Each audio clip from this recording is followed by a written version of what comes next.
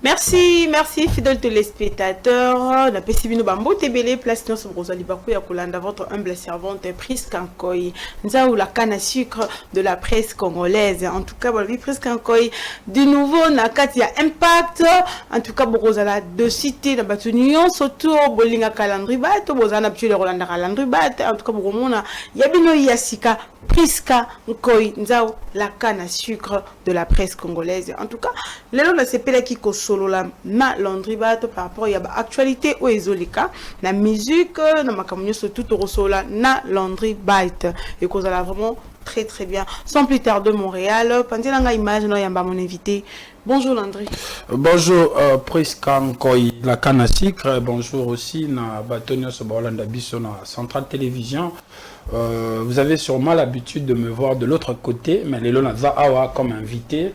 Raison et Sali Kena s'est retrouvé Awa et ça que pour na fidèle bateau balanda émission baby que c'était l'émission passée Zaki Yasuka parce que je passe à autre chose, j'ai un autre concept sûrement bateau balinga ngai ba osepela nango. Donc je suis là pour na komeka un peu ko sur là moi détail sur détails sur émission que question donc je suis à ta disposition pour que na répondre na ba question là. Mais je profite n'a pas ça peut quelques personnes mbote je salue ya Théo Zambrota aux Anzambete mais aux Ananika c'est le seul mécène autotikali nae o atika bisote ya Théo Zambota passe aux l'entrée batapé sur Bambote na PCP Mbote na Patrick Leta Business en tout cas sur l'ingola ta montre bien Luca Patrick Leta Business aux ala vraiment servi. Je salue également Boss Ronald de sécurité et sociale qui nous suit mutazo assurer sécurité sociale na biso Boss Ronald na PCP Mbote et merci aussi à Chance de Souza, la danseuse de Patrick Beckham qui nous suit depuis quelque part. Merci également à Mikongo Kashinde Marlene depuis Tchango. Bonjour, je te salue et je salue également Benji Abedi Mobali. Benji Abedi Mobali n'a pas sur Mbote place aux armes. Et je n'oublie pas Regan Bengila Mobutu, président Evala Mokonza Yoji na Yolope na Kinshasa. Voilà, je suis à ta disposition à répondre à ma question. Merci beaucoup Landry Bat, merci beaucoup na batunyo so bazolanda la canne à sucre. J'en profite pour appeler ça Mbote à ma maman chérie Frida Nkisimo, les malobi Frida Nkisimo un communard ba mon lema, je vous salue Landry Bat. Ouais. Bonne santé. Ouais, ça va, on est là, Dieu fait grâce. Malgré que quand les zones on se bat, ça va. Ah, tu as télé là, et c'est que ça les forts il va un peu chic ou chic, mais santé pendant de embrouiller, tout bundara. Ok, avant tout, on a sa sincère condoléance à Willy Kaimbe, le vrai, qui a perdu sa maman. Courage à toi, mon papa. Nzambe moko apé sakape, Nzambe moko a permettre apé sa bino pena makasi na faille mo bimana bike ekoleka nango. Landry Bite le autre zuli baku ya rovana na kiti na yo. OK. Il y a une émission Impact. Pourquoi expliquer bateau Rolanda? Pourquoi on préfère ça là? Émission mo epé ça trouble. Oui, tiara yo moko na ba problème. Très bien. Voilà, Impact, en passant, je salue notre PCA, Monsieur Jean-Thierry Mossené pour Batebele, Baébie, Jean-Thierry Mossené pour.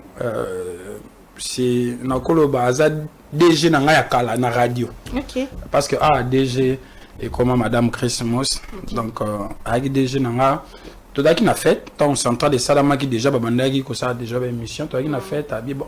Il y a aussi directeur de programme à Bi, peut ça petit dans l'espace.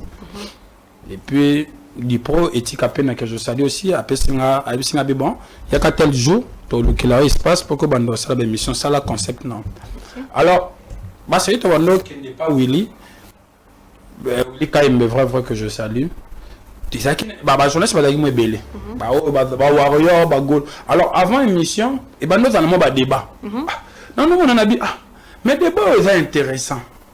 Comme on peut la télé, ça veut dire que tu amènes un débat à la télé, au penza ya Jean, ya balabala quoi.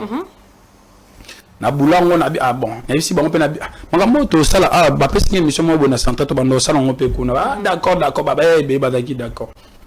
Et puis après na ko ta l'émission mo boye ka na Côte d'Ivoire Grand B so na bosani babilo mo bon ba série de Bordeaux alors ma boye sur Fali et puis la musique congolaise so tant na tel concept wana na tali na makambo oyo banda ko sala makuna na bi bon ça y est c'est bon na sala loko na yepi na komiango et na tiki na chaîne et puis et bandi pe na komo yamba au départ ils akina bando yamba Gaulois Warrior nani comment il s'appelle babenga bango so banani ba spiritas banani ba spiritas ba villageois na ko tchabongo ensemble parce que moi tant tozara na kitambo et puis après toyo longo kuna to komia wa et toyo changer concept parce que c'était pas le même endroit il faut changer comment il faut que yamba deux personnes na place kaka deux personnes parce que besoin na yamba quatre mbala moko OK quand on commet bon il faut des alors na deux on par rapport à concept n'engeza qui liboso na mona qui est dérangé moi muke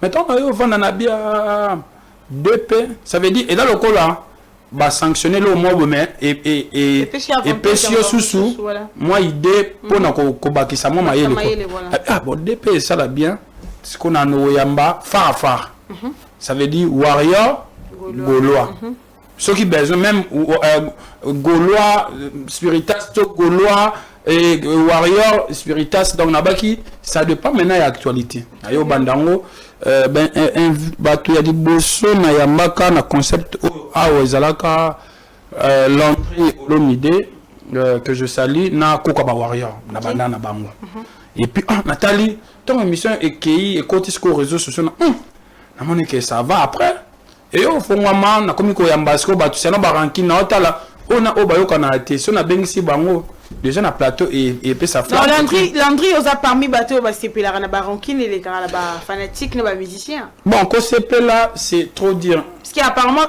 émission na lien makana ba polémique exactement siko il faut na expliquer bateau émission na ngai objectif nango bon pas objectif ça veut dire c'est une émission de clash et genre émission na ça la pour na bateau ba ça la journalisme na sur que ba contredire ngai eza na nini mo babenga na journalisme ezala beaucoup plus na ba pays eza développer press people ça veut dire press people et pesaka ba information solo na ya lokuta donc kuna ezala mboye moment na ba komi par exemple bakangi Fali na mwasi mususu na hôtel mais bayebi que c'est faux mais c'est juste pour vendre les papiers et c'est le concept que j'ai essayé d'amener ici. Très bien. Ça veut dire et dans l'émission moi ba clash awa et là qui place que ba pesa ka ba information kaka ya solo donc mon émission na ba commentaire ba tout mususu mon to na ba appel na ya ba appel belé surtout sur émission les cas au moins na ba tout mususu ayo ndeno zotika mutana leka ils oublient que c'est pas une émission ne ba tout mususu ba lo baga que ayo zotika mutana finga mutu émission na kofinga c'est interdit mais clasher c'est autorisé na été sur batball de biso to se comprendre ça veut dire ici il va ba clash mona mutu mo ya lobili comme mobo peut-être pour na épée ça passe na kam mususu c'est comme ça c'est la logique apparemment logique il y a émission de ngolobi mais on dirait zaki moi ko baby samité mais ba tebele exactement et on ma morgue c'est ma morgue bona bato ba yeba rater l'axi sans pitié ça veut dire les lots c'est qui l'obogolela ça veut dire tant batu na bino parce que Dieu a fait grâce na yambi presque ba tendance nyonso ba warrior ba leki ba Gaulois ba kofifil ça veut dire ba villageois ba soritas na yambi bango ça veut dire ceux qui net na yambi moko et que mususu a été à clasher sur par exemple un Gaulois qui classe sur Fali Poupa ba Gaulois ba sepela na ah ça va c'est bon oh biso mais je et ko changer na yambi warrior avant que ça ba Gaulois ça veut dire c'est comme ça cette émission eza qui façon ya ko l'accepter batu keto au ko réunion pe bango au-delà de polémique parce que batu musu batu na au sala ndeni po yamba boga na débat au sala ndeni po yamba langue japonais na nanga na poto ni kombo kim non japonais ya Fali Poupa Gauthier munangai na pese mbote ça veut dire c'était bien bah comment on a que ba Gaulois na ba warrior pour certains, ça peut déranger. Mais pour d'autres, c'était aussi bien. Mais c'était une manière de montrer aux gens que tout ça va congolais. Le débat et ça dans presque partout. Très bien. La musique, tout le monde a pouvoir avant de nous position. Pas solo là. Et ça débat. Et on a dit ah mission na débat na koyate. Débat ça makamu o lingolo ba yamuka ko loba. Ça veut dire ce que on le peut mamba le kuta ko débattre mazana ako charger. Très bien. Ya mona batu muso ba ki ma débat parce que bazana bon na ko bandene. Baza na nerf solide. OK. Comprendre. Parce que dans un débat, il y a plusieurs manières de le faire. Nous sommes là, et puis que Mamolo Beza sur le malinga déstabilisé. Nous sommes là, et puis que avant d'argumenter, malinga déstabilisé. Ce qui est quoi, il y a piège. C'est à toi. Moi, on a pêché aux paroles, on a pêché aux paroles, on a pêché aux paroles, et puis on a passé. Merci beaucoup, Landry Baite. J'en profite de l'occasion pour saluer mon ami personnel. Et privé Charlène Moboul Likabe balobi Charlène Moboul Likabe na pesio bambo tebele isiko zali muningana umila vanda pena na ngwende na yo Landry Bat yebisanga ba avantage ni ezaki na émission Impact ba avantage en tout cas bon ba avantage ça à dévoiler voilà les bosses je l'ai dit aujourd'hui émission éthique à la graver sûrement na le cas pas où il est. Pour la bateau, Willy KMB, je intervenais là-bas. Tu es intervenu Bon, quand je dis ça, c'est parce que à un moment donné, il faut mettre aussi fin parce que on s'est concentré peut-être dans ma moussous. J'ai fait 4 ans là-bas, 4 ans à Willy. Quand n'enge émission qui est 4 ans, quand n'enge to sali 4 ans avec Willy. Alors, l'émission de Willy au départ, quand on a bandit, bon, kobandaté. Parce que moi j'ai commencé à la radio, la radio centrale. Pour la bateau, c'est la radio centrale qui la première radio la plus suivie. Na Congo même na Kinshasa. Et na radio moté wanola na Kina kolika radio centrale. Alors, entre 2013 et 2014 Toyo 4. Ayo 4 et puis na ozongi la télé. Tant na la télé, il est quand même c'est quelqu'un que je connais. Même avant Bandosa Babilo qu'on a trouvé en 2013, c'est lui qui m'a facilité aussi. Il y a au côté central, après c'est un numéro bata central. Alors quand on a zongi na TV, na zongi na YouTube. Au fait moi YouTube, na mano li nango penzate parce que na mano walo mo boye ba mbouyer, ça veut dire désordre. Quand on a zongi na YouTube 1 ou 2 ou 3 mois après, na mona Willy Kaimba yo ça le système ya ba intervenant. Abenge mbamo. Et puis c'est parti. Depuis Wana c'est parti. Alors au départ, tout ça n'a coûté na bango nzela. Les gens me parlaient que de mes interventions et pas Willy. Parce que quand on a bandit pas Willy 3 mois ou 4 mois après, déjà le baba peut s'en espace. Parce que quand on a eu Banda, quand on a fait l'émission, mais quand on a fait l'émission, c'est vrai l'émission de Willy par rapport à Yanga et même la chaîne aussi, et là mon et là qui au côté na taxi, au côté na mutobe, ayo nous tout na ba question. OK bon, na banzela, les gens me parlaient que de mes interventions par Willy. Mais maintenant émission tant aux yeux ascension nango, je te dis aujourd'hui et ça sans fausse modestie. Lelo na réseaux sociaux sur le 15 émissions oyo elandamaka régulièrement oyo elandamaka na ça veut dire na kocha batu penda ba yebi yango na réseaux sociaux émission eza parmi ba avantage eza que émission peut singa notoriété notoriété et la gravité mais na comment na que place moboy au moins batu ba betolo lisolo na même les bandes ba frontière à Kinshasa même si on a que na Congo central partout place na Kendara ba Brazzaville au moins que batu au moins batu ba yoni muto sangisa ba wa ça veut dire tu vois que l'émission a trouvé une place na mité ma batu et ça m'a permis aussi de créer mon image ça veut dire le batu ba commence ba moni émission débat. La première des choses, l'idée est la banque que Landry Bat, la créa molo, bat muso ba binga na kombote. Ba muso ba binga karana na elongi ba musupe ba yebinga na kombo peut-être na elongi pe bo azana idée na ngasute. Mais aujourd'hui cette émission et puis c'est une notoriété et puis cette émission m'a donné aussi moi avantage et belé côté pe moi bon parce que ba musupe ba ça là fort ba tchama ba moins pour que ba les kana émission. Merci beaucoup au Landry Byte. Va-t-on continuer Landry Byte azafri ya Willy Kaimbe. Landry Byte Aza formé par Willy Kaimbe. Formé par Willy Kaimbe, je dirais non et oui parce que d'abord naoloba oui avant na kota na non oui parce que avant na bana même média to banota mona Willy avant na simba micro to banota mona Willy. Ah bon? Alors il me conseillait. Okay. C'est to na Willy 2013. OK. Il me conseillait voilà parce que et là moi anecdote maintenant na radio centrale n'a préparé une émission moi boya bolingo. Alors 2013 n'a été déjà un peu jeune.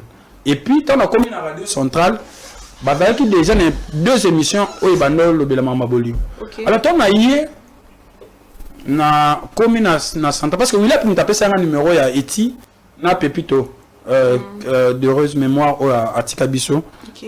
Tant a commis na nini na centrale mutaïb sanga biso au commis na centrale so kutana batu benganga c'était Marius.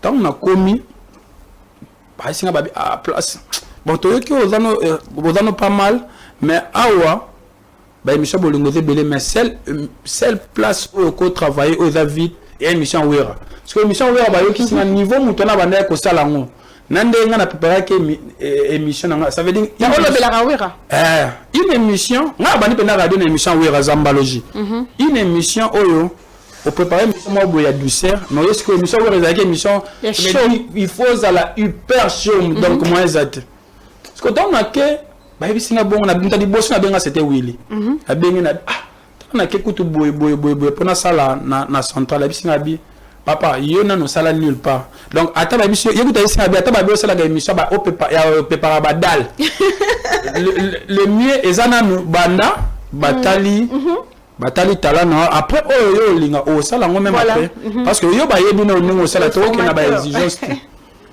donc à partir de Wanande, j'ai moral na bandipe.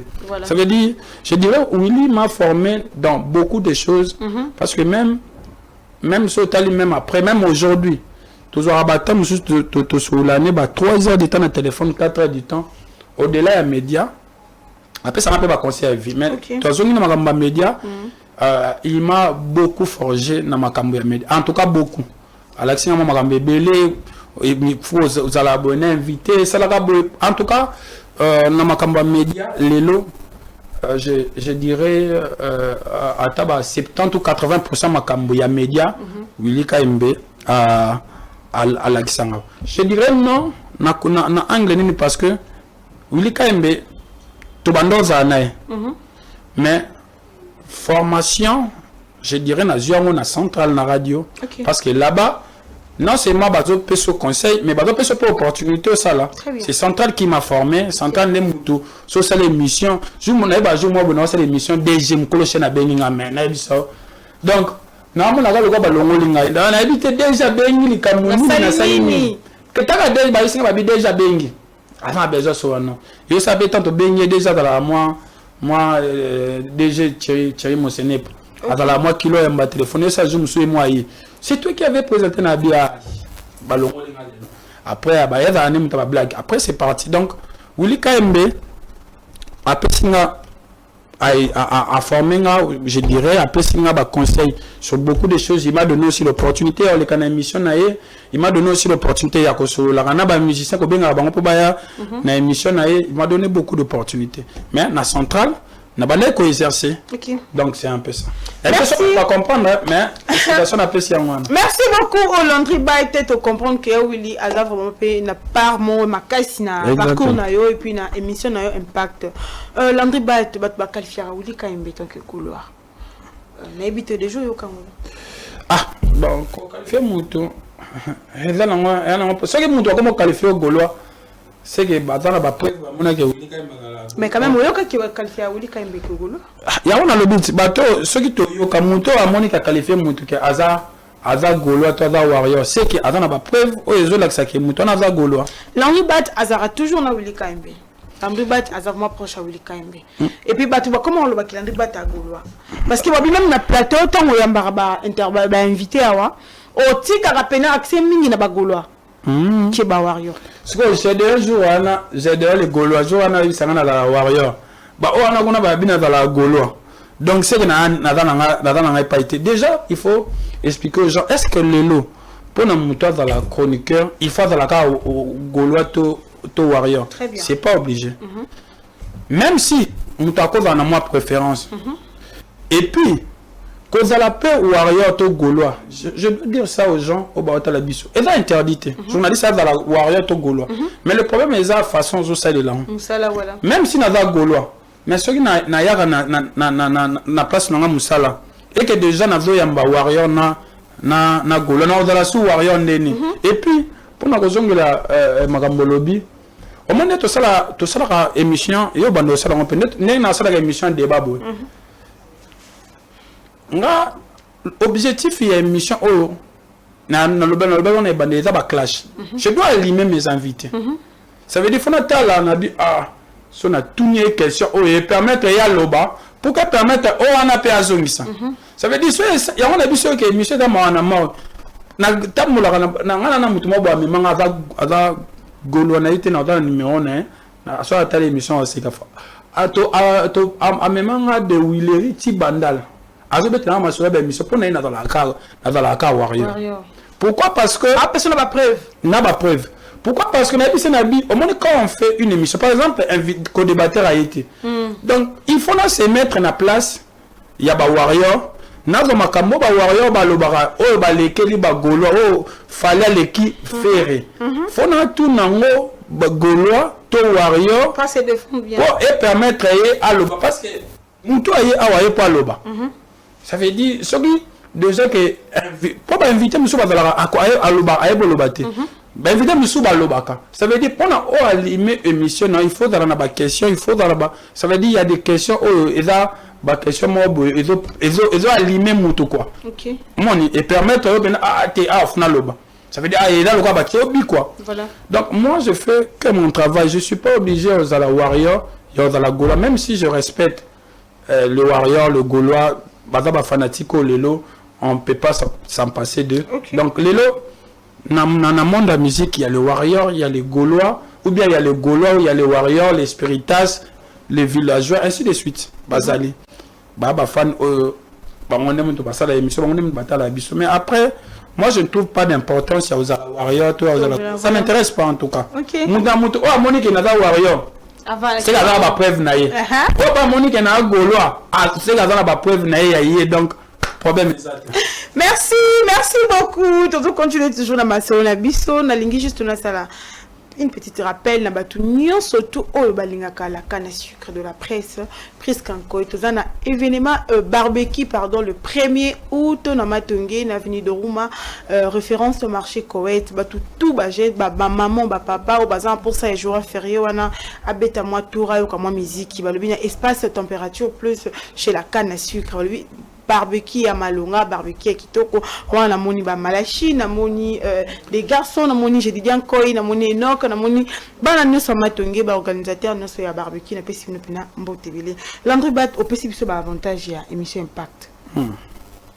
Bon ba des avantages parce que pays qui parti dans ce comme un avantage, na on appelle des avantages. Comment bater c'est la vérité. Bon, bah des avantages dans les appendices, je dirais, sauf maman, ma fille na la bande na radio, na radio mon amour so abengo ka bo fingo akati. Nga déjà dérangé ngate parce que prophète de la nation Denis Les na pesi mbote wana vena ngai. Esa ngabi moni congolais so moni ofingo eloko c'est pela non. So moni et en plus, so tali ba émission batu ba finga que ça ba émission tala mami. OK. On m'a dit ça la au moins attends sur les réseaux sociaux batu ba talate mais ceux qui au moins au toucher bango ba comme finga itala congolais alinga eloko alinga na le contraire nango donc moi bah des avantages penza exacté parce que déjà c'est que moi je voulais pour cette émission notoriété yanga na émission à Koloba nazwango moi muke donc avec des avantages et dans on des avantages on a beaucoup plus ma finga dans ma finga ba to ba finga ka on a finga na bi moi ça va les kana émission awa finga maman na bien on appelle bilande pardon longola émission ça veut dire adaki tellement insisté voilà mais ngai ça me dérange pas en tout cas nga so kuto na moni émission ba ndo finga na bi OK et c'est mais makala longola pété non na longola et na bato bele ba benga na longola ba émission ba finga bango ba nini na longola na. Merci beaucoup Olandri Batito me consola moi qui na cadre actualité tout moni notre musicien héritier Watanabe Hotsko Misanavité comment on peut appeler ça single nae Magoda mais il s'est panique na réseau alors on dirait héritier Watanabe bazaka intouchable na mamobele parce qu'il a touché ba promo bo bakangela ngo batu misusu tout le monde bakangi ba DJ ba momboshi pour ba yemba ba insanité mais babi Magoda wana eza purement insanité mais héritier Watanabe musique iso beta bon en tout cas nako baxelo bon nako baxaté dans compléter et bon compléter ko baxada et lo moko ngena lobelo likambo que Magoda batu bazo genre le titre d'abord eza Zala prix des Magoda voilà ngai na réflexion moi mon musique faut-il que la musique très bien musique ba musicien ba na façon na bango ba c'est la musique pour na roteka OK ça veut dire ce que monique eloko ana éco-propulsé il faut à un moment donné na koloba congolais to barelo tolingi voilà lelo batu tout bon pas batu tout la majorité bato ba critiquer Magoda na ba bato ba yebian te bato ba sepela nango ba yondeni ça veut dire non pas exemple moi ko faut le mide pas le bango na faut compéter non au moins YouTube les ala boy portal les locaux il faut yono kota voilà et on est là monter na YouTube ataba ne ba YouTube programme les locaux et pas mettre na télé boy portal émission mobimba faut yono linga voilà olingango Magoda héritier ce qui ezalaki mabende baoloba et comme il a succès pourquoi et comme il a succès ndengeni c'est que les gens bato sepela nango bato ba sepela nango bazebele vous comprenez parce que ezana bato musubi ba bimisi ba nzembo quand même peut-être même moment héritier et banité OK ça veut dire les congolais na otoloba congolais lingara eloko alingana content nango et en plus congolais na pas exemple moi au moins sur côté na ba Facebook to na ba YouTube neto sala ba biloko au moins na mutu mususu a koti atali même pas émission ma fingio voilà afinga na titre OK et là monsieur super atali mukie mamoni bato ba commenter les 10 premiers commentaires na yeda ma fingio ya ma fini na ye aujourd'hui Magoda tokoki koloba honnête tokoki koloba musicien azana droit à s'inspirer ndenge inspiration na ezoya très bien on comprend ne bato balobaka o ba musicien baza ba éducateur à masse ya masse bato ba excuser ngai na concédé bango OK mais musicien il n'est pas obligé un artiste vend ses œuvres ça veut dire œuvre o yene na mutu inspiration et yeli yango oteka c'est vous les acheteurs là n'exhibition de balobara bino bolinga polémique mingi ça c'est quoi émission moi bo tia polémique te tu peux faire l'émission aujourd'hui en tout cas na linga na dit même pas tu peux faire l'émission aujourd'hui même avec Fali même avec Ferry ce qui est une émission ils ont un temps fort t'es parti moi où était que est dérangé quand divers je donne un exemple faire Gola à sa émission il y a 4 heures du temps il y a parcours pas toi qui est là mais parti et tambola au batuba lobela et ça parti à je dirais même 30 secondes parce que la lobby que ba Gaulois ba l'équipe ba Warrior na belé pas c'est intéressant ba tout le monde pourquoi parce que et quand ici comme Fali et quand makamba Fali et quand adversité ça veut dire le Congolais bazana ça veut dire balinga geloko mais ça va moni mutu mobo a sepeli na ngoto to batu musuba comme moi sepeli na ngoto et pas continuer na vague Magoda ezeloko biemaki et comme il a succès ndengeni c'est que et là on se ils ont un succès c'est que la majorité des personnes est sepeli na ngo au moins c'est que batu ba sepeli na ngo OK alors bon la autorité na biso bon ba yebi ndeni ba sala makambo ba yebi pourquoi ba suspendre non mais je pense que c'est trop tard OK héritier azala intouchable ou pas mais na minute c'est trop tard je pense que ils ont déjà sanction peine perdue, je dirais, parce que voilà. Et parce que net na monde lelo bopekisa ngo na TV bopekisa ngo na radio bopekisa ngo na YouTube na ba YouTube na téléphone na ngaso na tali yango na longwa na talongo libanda bokanga ngunde. Donc et dans la misala faut ba sala ngo a priori pour na ko protéger peut-être ba mère ndenge ba lingi ba protéger, mais ce que le c'est bimi peine perdue. Merci beaucoup Landry Bat.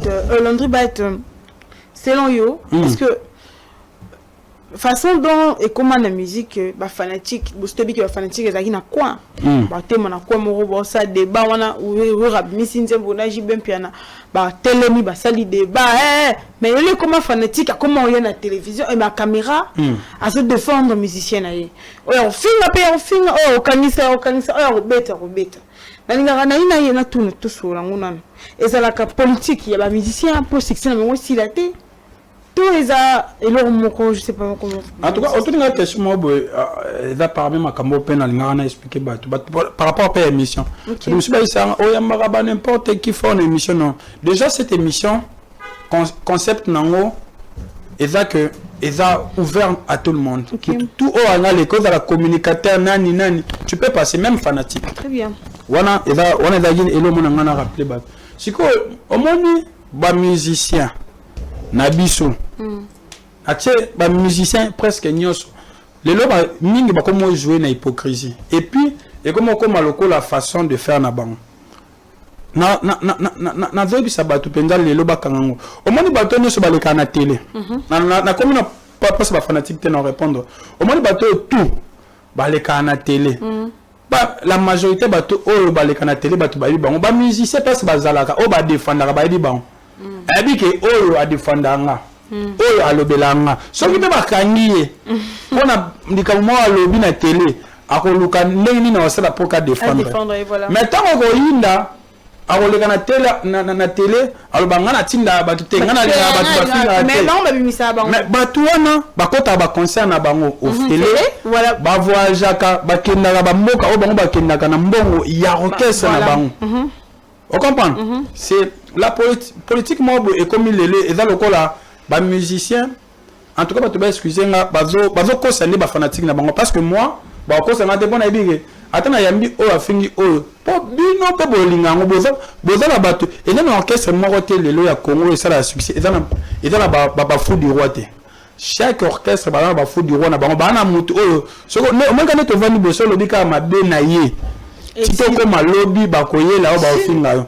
Bango tout bazana. Mais tant ba ya na télé, ba osala net si balinga ngote. Comme ba fanatique ba comme loba na télé, ya na biso eza ko jouer na moi hypocrisie moi beaucoup. Ça la lokola ngana linga na polémique té. Ngana linga na boyete. Mais ozana mutu o asala polémique. Alors ba fanatique lelo comme opportunité à YouTube et comment mutu so ko fonga YouTube na ye, asali chaîne na ye, abanine ko finga batu. Ya monique ezo sala que mututu aloba par rapport à Kalaneng Zaki TV Zaki et Zaki luxe pour na batu le kana télé bazaki mais le YouTube c'est tout le monde akova na kwa na fongo ni chaîne na ye asuko ba abonné na ye abani na ko finga bino na TikTok to mo na ngosiko o ça ndé eza vague ya lelo parce que lelo pendenge salami que ba musicien ba transmettre bato et le mo boke nga ale kana na télé té mais ale kana télé té mais avant la bato tous les jours ale kana télé pour na ko insulter bato mususu pour na ye pour na ko kumisa ye ale ke bato mususu pour na ko sala beaucoup pesa ba éloge o peut-être azo mérité na o azo mérité té.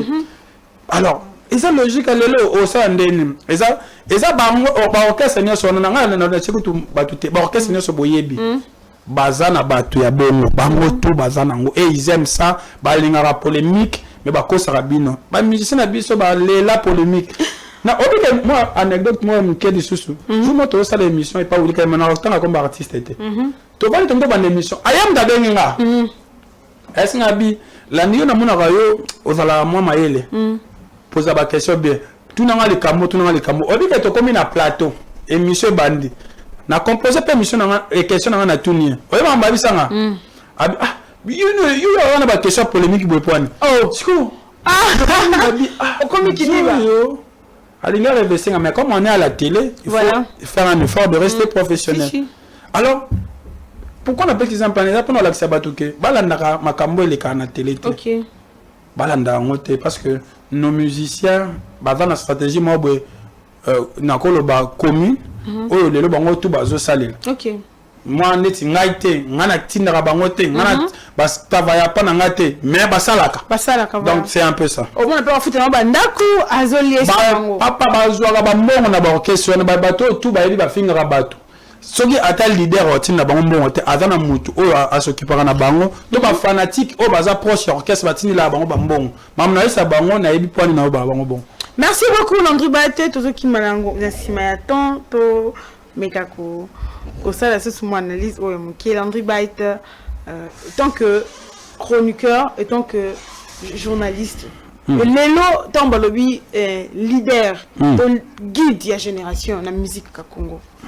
Na musique à Congo ya na par rapport à lelo guide na sens ni parce que faut parce que guide na sens en musique na sens ya célébrité na sens bon célébrité c'est quoi mesurer on est une parce que bah mais on peut mesurer oui que ceux qui muto na atomona même na réseaux sociaux to boni ki muto abimisi mais ouais yezu kende pena moi c'est quoi net pour et l'autre peut-être au batu balingara et là tout ça net il fallait na faire au comparer bango bien dengue parce que fallait à YouTube libre ça faire mais ça n'exclut pas que faire aller qui n'a pas abonné si ça n'exclut pas au contraire on l'appelle YouTube na yo les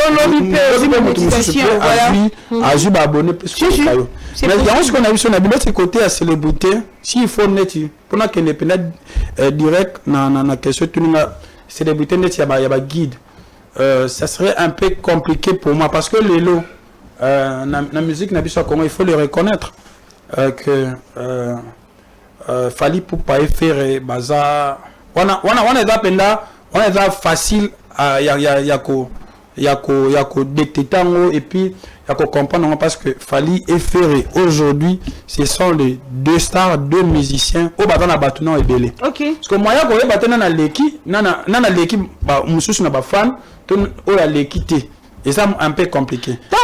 OK. Vas-y le baga que Fally pour pandaza guide selon you. Parce que faut ba guide na nini balobela ngo sur base de quoi et dans la canalisation nini so neti olobi na ba trophée fallait pour pas pester trophée que tout le monde on est d'accord so neti to lobi na ba grande salle fallait pour pas beti ba grande salle et belé koleka ba musicien on est d'accord to dikamba débattre OK fallait pour pas beti par la défense à beti na Bercy faire rigolo à to beta UNJ Arena et puis après ça évolue mais surtout neti na Congo fallait pour pas beti stade faire pas beta stade donc et dans le côté que le bac Fally mais ils avaient différent il fallait pour il y avait eu de morts plein craqué faire rigoler ça dépend des acquis débordement mais c'est on avait dit kokufa et je na dans na stade na somi balé et là bateke le gars ba kufa na concert à Fally et automatiquement baleki et ça dit que les bata faire une belé non ça veut dire kokufa et là circonstance batongo fait ba kufa na circonstance ni na mort on peut pour banga ouais oh ana na mort na biso ce que na mort ne yango na biso na bi ko soki et ça dit que pour batu bakufi nde okoloba ke concert ya fallait les cas qui a fait une belle moi je dirais non parce que koku faisait circonstance. OK on comprend baloba concert ya concert je dirais ya Mike Kalamba batu bakufa belé si mais baloba ya were les qui ya ba concert batu sur plein mais were na muto kufa de ya wera batu bakufaka mais ya Mike batu bakufa belé parce que surtout que na batu neti bakufa o batu bakufa ba ebelé na concert ya wera et ya Mike ne ba leki ya nan non kokufa ça veut rien dire moi j'étais là na mona na concert à faire batu ba ebelé ya Fally ebelé c'est difficile pour nous aujourd'hui au sala ba analyse wana bien parce que même notre stade a des difficultés de nous dire bataka combien de billets combien de personnes ba kota jour wana mon wana na surtout to sala ba ezala ba estimation parce que moi aujourd'hui je peux choquer les gens na mona on dirait concert à Mike Kalamba et les qui a wera na ebelé parce que na kota même concert à wera mais pour certains te ya wera les qui au moins est-ce moi to kota na profondeur na débat na exact moi o ni ma na kota concert à Fally na affaire na mona na estimaka ki affaire les qui a Fally na batebele pardon na estimaka qui a fait et les qui a fallu na batebele mais maintenant moyen à confirmer yango exact pourquoi parce que on confirmé déjà na le biboy na zo estimer ça veut dire là si aux hôtels oyo na oyo mais c'est quoi pour que on confirmer information dans un moyen exact parce que stade il y a un moment où gestionnaire bazan on est incapable de se faire à côté combien de personnes fallait côté combien parce que moi tout monde encore gestion stade mobimba ba kokité là tout monde aussi qu'on a roloba na bato ke ndeni ke ya fali to ya fait et l'équipe a fait et to a fait les la binazo estimé na tel cas ndena monela kana on est na monela inestimé.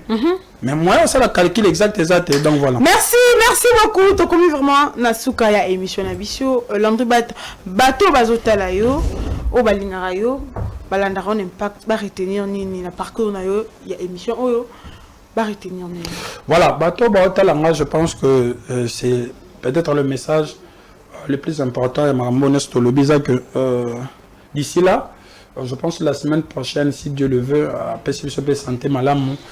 On a proposé bango émission moi bien, ça sera toujours impact mais classique.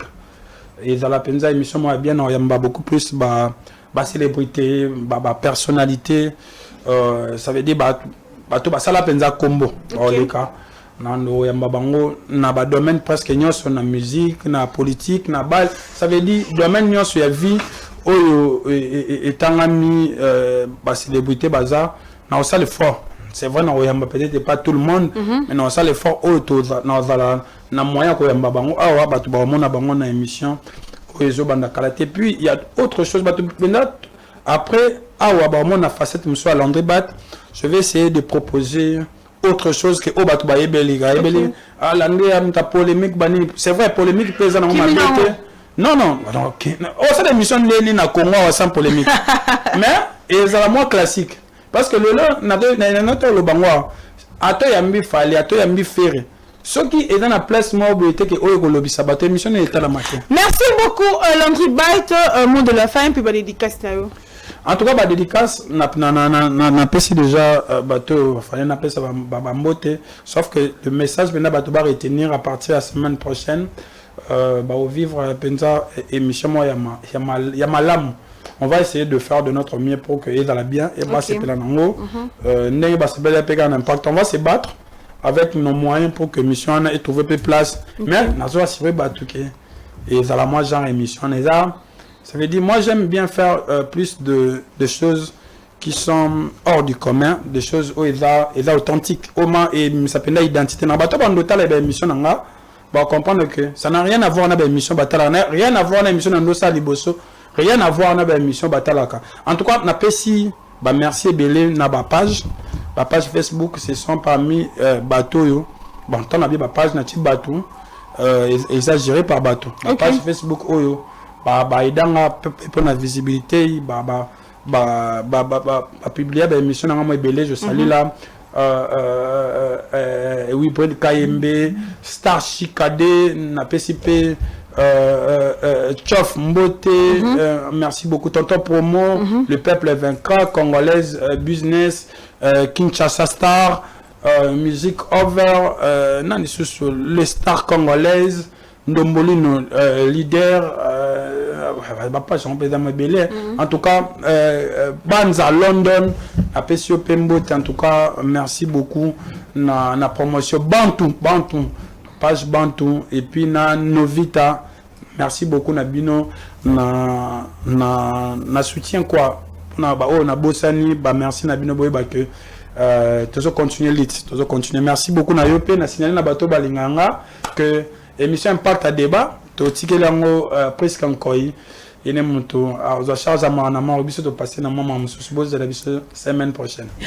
Merci beaucoup Landry Bat walobi mawana morgue tozawa broza vraiment de citer to sepesa non merci na batunyo surtout oyo balanda kinga ibandeliti suka merci à Sami Liseke balobi le patron Sami Liseke patron zaka moko na Kinshasa na pesi ombote mon boss quand on la canne à sucre de la presse je vous dis ciao